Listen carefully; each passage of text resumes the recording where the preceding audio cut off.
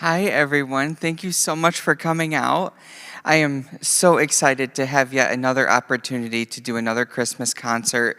The first one was a little bit interesting because I forgot my set list, so I winged it the whole time. But I actually brought one this time, so it'll be a little bit more structured. I Christmas is my all-time favorite holiday. Ever since I was little, and even to this day, I still wake up Christmas morning with just that little kid excitement, like, oh, what did I get? But the most important thing about Christmas, too, is also celebrating the birth of Jesus. I mean, he is the sole reason for this wonderful holiday. And I have to say, this piano right here, a lot louder than the one that I played last week. It is a couple feet longer, so it definitely has a lot more sound to it. But I hope that you continue enjoying this wonderful music that I have been taking more time with arranging and making the music, kind of my own. And I think I will go ahead and start this off with one of my all-time favorite Christmas songs, "O Holy Night."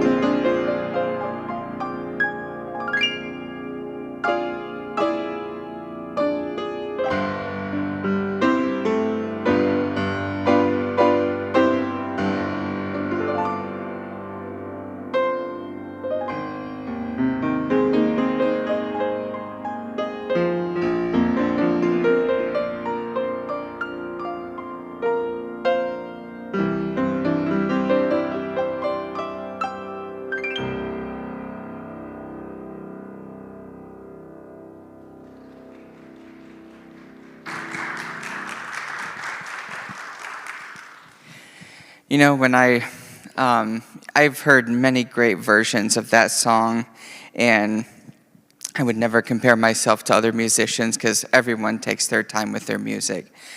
Um, but I knew I wanted to do something a little bit crazy in there. Um, but the true meaning of Christmas is something much more than any of us would really understand. But I originally was going to sing Happy Birthday to Jesus, but I sat at my keyboard last night for about 10-15 minutes trying to figure out a good version, not so much anything too extravagant or anything, something more simple, but I couldn't play something that I felt comfortable with. So we're gonna do this a cappella style. So I'll give us the starting, and we're gonna sing Happy Birthday to Jesus. Happy birthday to you. Happy birthday to you. Happy birthday, dear Jesus. Happy birthday to you. You all sound amazing. And it kind of ties into this song that Mark Lowry wrote. Mary, Did You Know has, ever since I saw Mark Lowry back in 2011, I think, it was this small youth group trip that we took with my youth group leaders. They used to have something called Praise in the Park over at Showboat Park in Chesaning. And Mark Lowry happened to be there. And one of the funniest comedians I have ever not seen in person. He's the only one I've seen in person, but he is also a very talented musician. And Stan Whitmire, who is an incredible pianist, played the piano for him that day. And I'll never forget meeting him, because even going up to him, he still just cracks a bunch of jokes. He has a great sense of humor. But yeah, I'm going to go ahead and play Mary, Did You Know?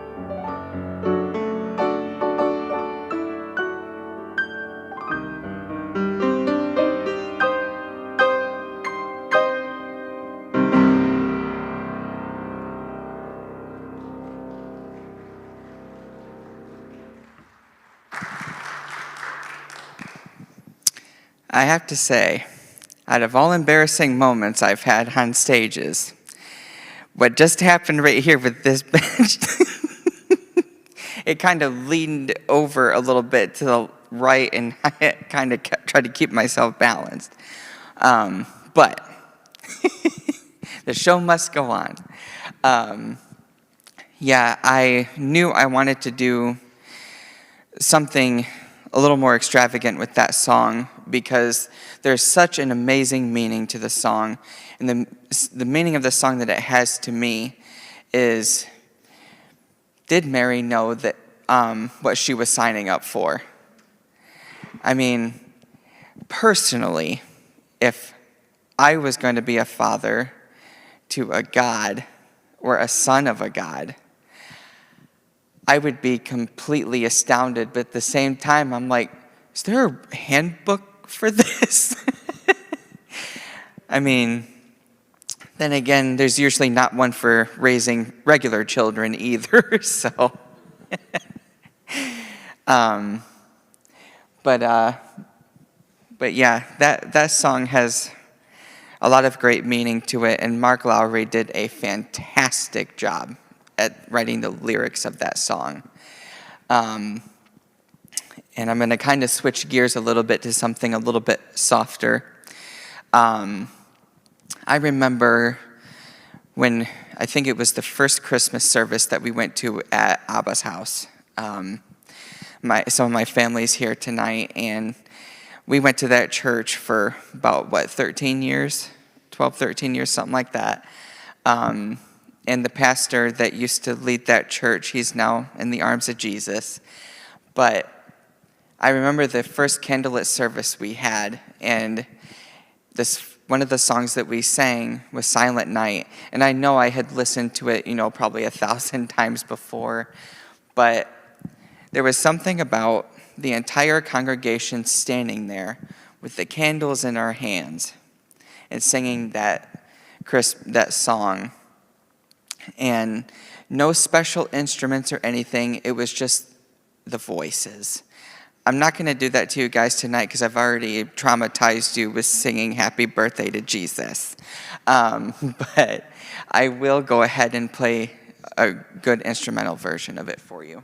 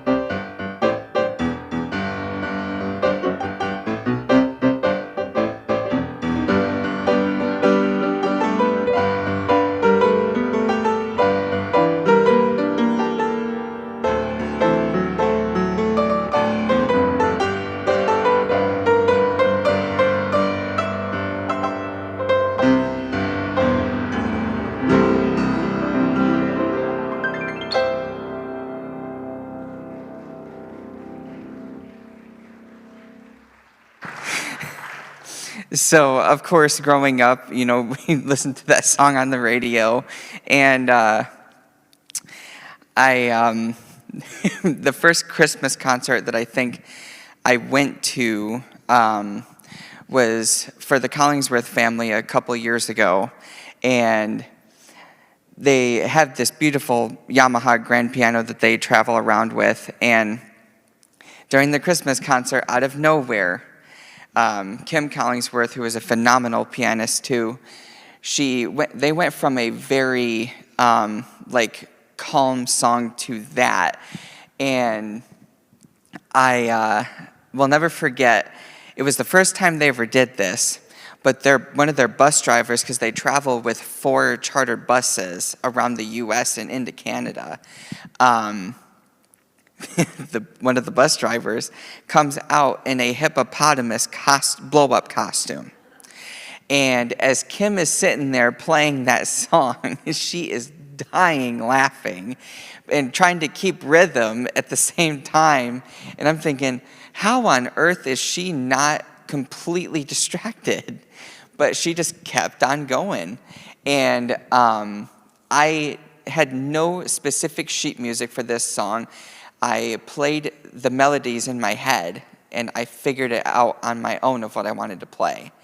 And a little bit backstory on my musical beginnings. So my biological mom, Katrina, is actually here tonight, and at the age of 4, she, as an experiment, taught me how to play.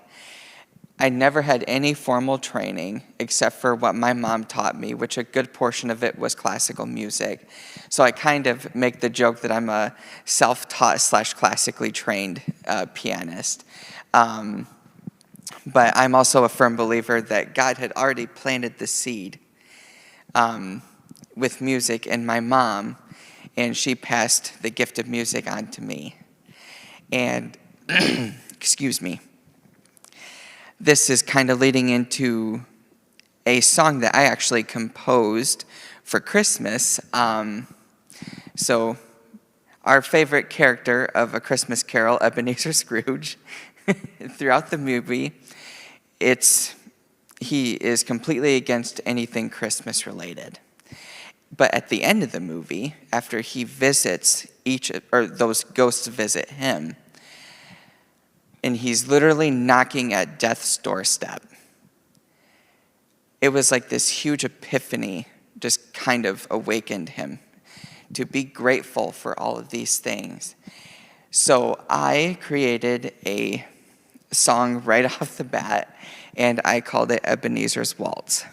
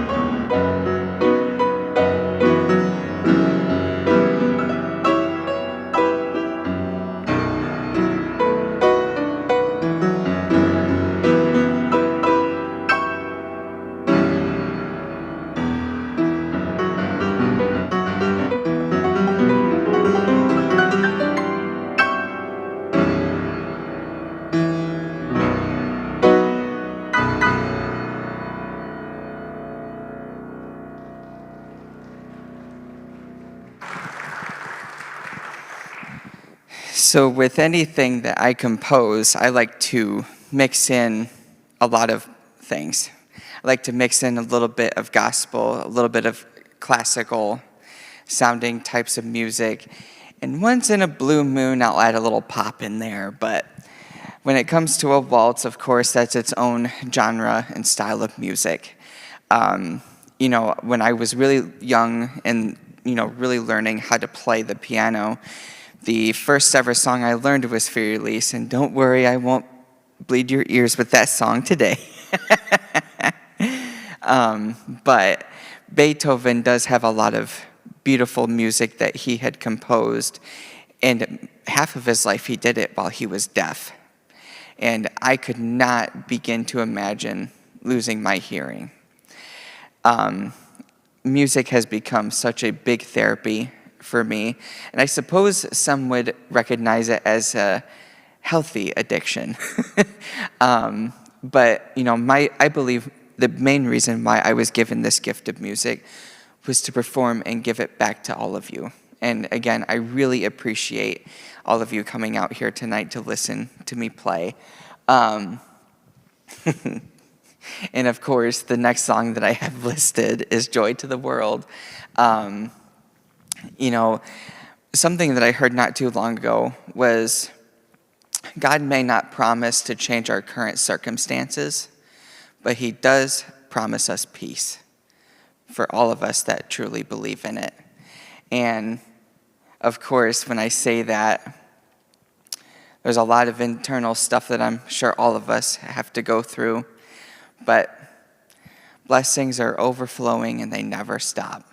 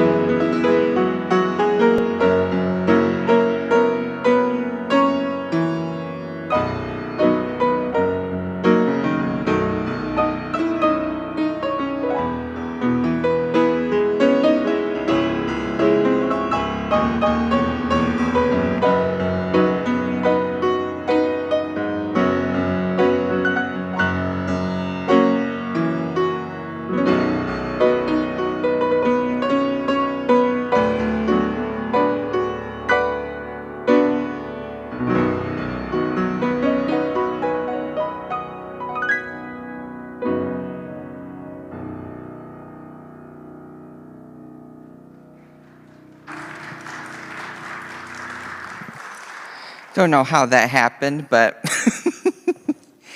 sometimes I get to plan one song and then I get a strong feeling to play something else. And, I think it was kind of fitting to jump from Silent Night to Because He Lives.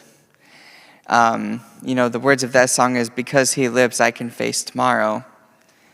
And I actually have the lyrics right here to, and all fear is gone.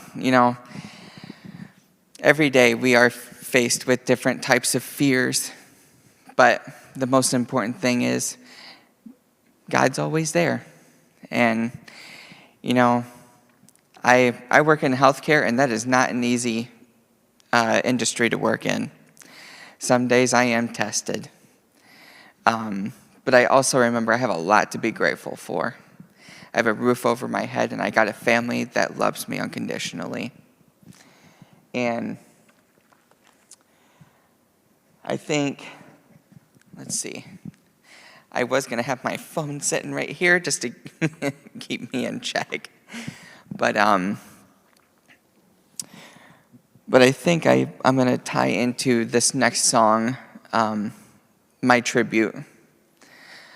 The first time I think I ever heard that song, I looked up how to play How Great Thou Art on YouTube. And one of the suggestions in the list on YouTube was My Tribute, and I thought maybe it was a tribute video for a celebrity. And then all of a sudden I heard these notes.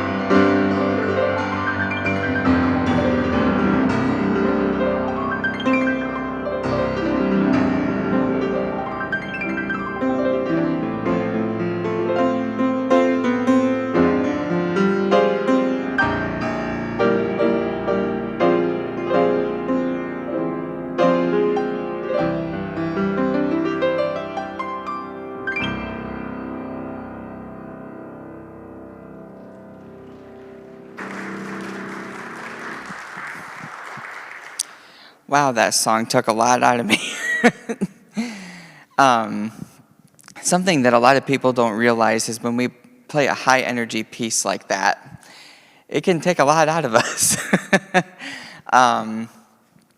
But to God be the glory for the things that He has done.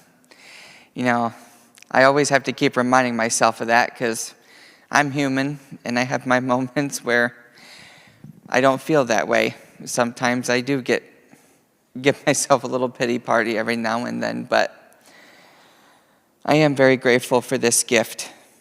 And I did not mean for this to turn into a sermon of my own, because Lord knows I shouldn't be doing one of those. But I will go ahead and lead into this next song that I think a lot of us have heard. Michael Bublé, he covered it. I'm trying to remember off the top of my head who originally wrote it. But Have Yourself a Merry Little Christmas.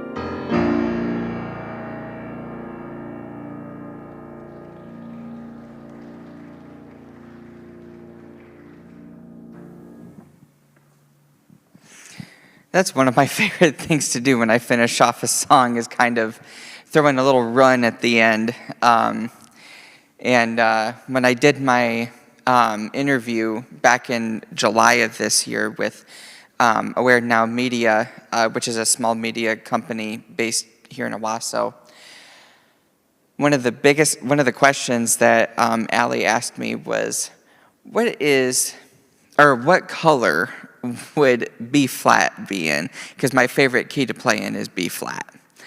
And without skipping a beat, I said, no pun intended, I said sapphire blue because that is my favorite color. And fun fact, sapphire is my birthstone.